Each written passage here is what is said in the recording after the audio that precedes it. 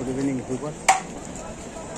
তখন আমি যে আলোচনাটা করছিলাম যে যৌনাঙ্গের ক্ষেত্রে একটা রোগের কথা বলছিলাম, যে খুব খোলামেলা আলোচনা করছিলাম আমি, যে এই রোগটি হারপিস হয় যারা সাধারণত ওরাল সেক্স করেন, তো তাদের ক্ষেত্রে এই রোগটা বিশেষত হয় হারপিস রোগ।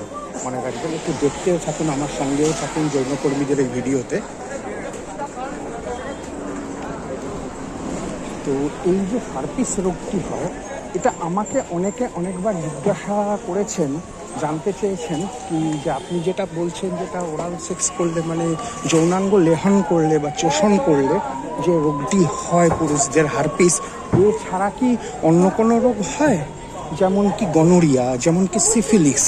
কিন্তু দেখুন, as far as I know, gonorrhoea বা সিফিলিস এগুলো কিন্তু ওই অসুরক্ষিত যৌন সম্পর্ক, মানে আমি খুব সোজা ভাষায় বলছি যে পুরুষদের লিঙ্গ যদি স্ত্রীলোকের যোনিতে অসুরক্ষিতভাবে উইদাউট কন্ডম এবং কোনো এমন কারো যে বহুগামিনী কোনো স্ত্রীর বা বহুগামী কোনো পুরুষের সঙ্গে যদি যোগাযোগ স্থাপন হয়, যৌন যোগাযোগ স্থাপন হয়, তাহলে অসুরক্ষিত যৌন সম্পর্কটাতে কিন্তু এই রোগগুলো হয়ে থাকে। কিন্তু আমার কাছে যতদূর খবর আছে ততদূর কিন্তু খবরে বলছে যে ওই রোগটি যেটা হারপিস রোগ, ওই হারপিস রোগটি কিন্তু হয় একমাত্র, আমি যেটুকু জানি এই রোগটি হয়, বুঝলেন তো। আর কোনো রোগ সাধারণত ওরাল সেক্সে হয় না, ঠিক আছে? তো আমি কয়েকজনকে লোকেট করলাম, কয়েকজনকে দেখালাম। তো আমি একটু স্পিডে যাচ্ছি, একটু খেয়াল রাখবেন, হ্যাঁ, দেখতে থাকেন।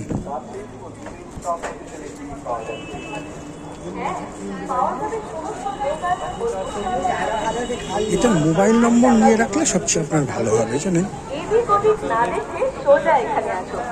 নিজের মূল্যবান সময় বাঁচিয়ে টিকিট নিয়ে যান, চাইলেই সমস্ত স্টেশনে তো দেখতে থাকবেন, হ্যাঁ, সঙ্গে থাকবেন। আমি হয়তো শেষ করে দিতে পারি, কারণ এখন শেষের পথে।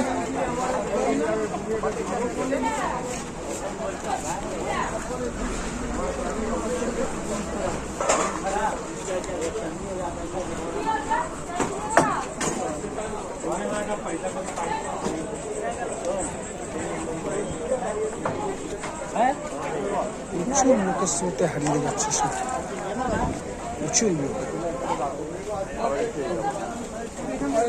আপনাকে এভাবেও হয়তো চেস করে ভালো মেয়ের সাথে যোগাযোগ স্থাপন করতে গেলে, ভালো মোবাইল সেক্স ওয়ার্কার পেতে হলে আপনাকে এভাবেও চেস করে তার সঙ্গে আলাপ করতে হতে পারে।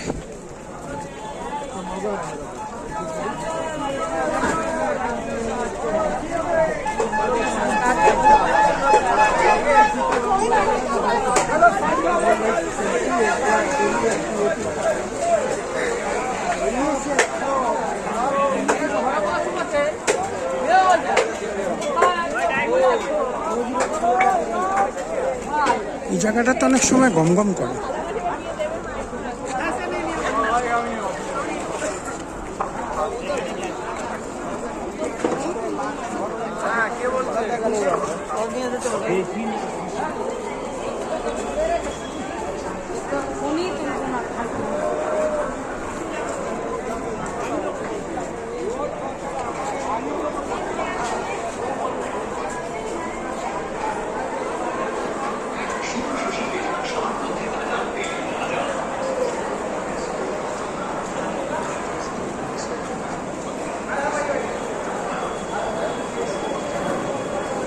ঠিক আছে ভিউয়ার্স, আজকের মতো বিদায় নিলাম।